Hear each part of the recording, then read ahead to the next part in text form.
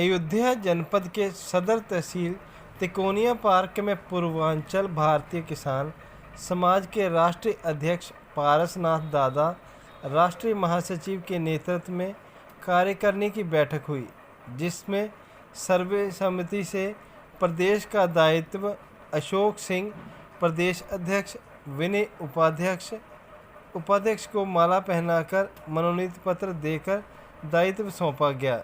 इस अवसर पर भारतीय किसान समाज के सभी पदाधिकारीगण एवं कार्यकर्ता शामिल रहे। जी, प्रदेश अध्यक्ष चुने गए हैं। बहुत संगठन में बहुत दिनों से मैं काम किया हूं और मैं चाहता हूं कि एक नया संदेश जाए समाज में और किसानों की जो तमाम समस्या है, हल नहीं हो पा रहे हैं, तमाम जैसे साढ़ हैं, खेती है, सब कुछ है। किसान हमारा बहुत आंदोलित रहता है।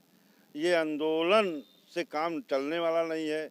हम चाहते हैं कि हम और अधिकारी और सभी मिल बैठकर बात करके हल निकाला जाए और कोई एक ऐसा नया रचना पैदा किया जाए कि जिससे हमारे किसान मजदूरों और आम पब्लिकों का न्याय मिल सके, तमाम जो अराजकता है वो मिटा सकें। इसलिए हम लोग एक पूर्वांचल भारतीय किसान समाज का निर्माण किया और पूर्वांचल को मजबूत करते हुए हम आगे बढ़ें।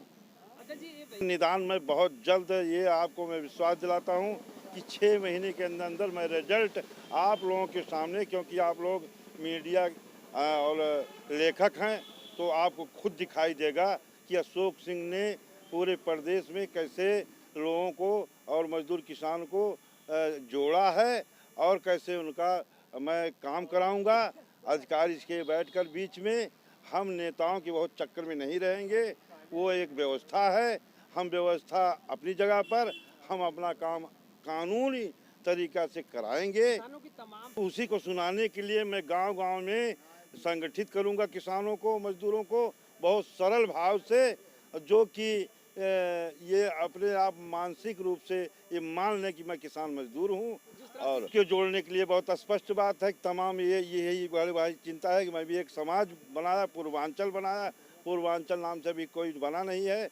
भारतीय किसान यूनियन पूर्वांचल, क्योंकि पश्चिमांचल जितने हमारे राष्ट्रीय अध्यक्ष हैं सब पश्चिमांचल के हैं, सभी पदाधिकारी पश्चिमांचल के हैं, लेकिन हम पूर्वांचल मजबूत इसलिए करना चाहते हैं कि पूर्वांचल में अयोध्या और गोरखपुर हमारा केंद्र बिंदु रहेगा और इसी में बनारस, मिर्ज़ापुर ये हमारा केंद्र बिंदु रहेगा। इलाहाबाद तक हम पहले इसको मजबूत करेंगे, क्योंकि महात्मा टिकैत साहब ने कभी मुझे नहीं बुलाया था। उन्होंने ऐसा कृत किया था। 84 गांव के चौधरी थे, इसलिए वो संगठित अपने गांव से शुरू किए। हम गांव-गांव को जगाएंगे, संगठित करेंगे, उसके बाद किसानों की लड़ाई, मजदूरों की लड़ाई लड़ेंगे न्यायपूर्वक। अशोक सिंह, प्रदेश अध्यक्ष भारतीय किसान समाज। नहीं, लॉन्च करने में नहीं है। इनके पहले हमारे प्रदेश अध्यक्ष लाल सिंह हुआ करते थे, जो गोरखपुर जनपद से हुआ करते थे, और उन्होंने काफ़ी मेहनत किया है। और जो दिल्ली का आंदोलन है उसमें काफ़ी संघर्ष हमारे संगठन ने किया है। और जो तीनों बिल भारत सरकार ने बनाया था किसानों के लिए, उसको वापस कराने में हमारा संगठन बहुत ही महत्वपूर्ण योगदान दिया है। और अब इस समय जो सरकार की नीतियाँ हैं वो समाज के बिल्कुल विपरीत हैं। इसमें किसी का भला नहीं है।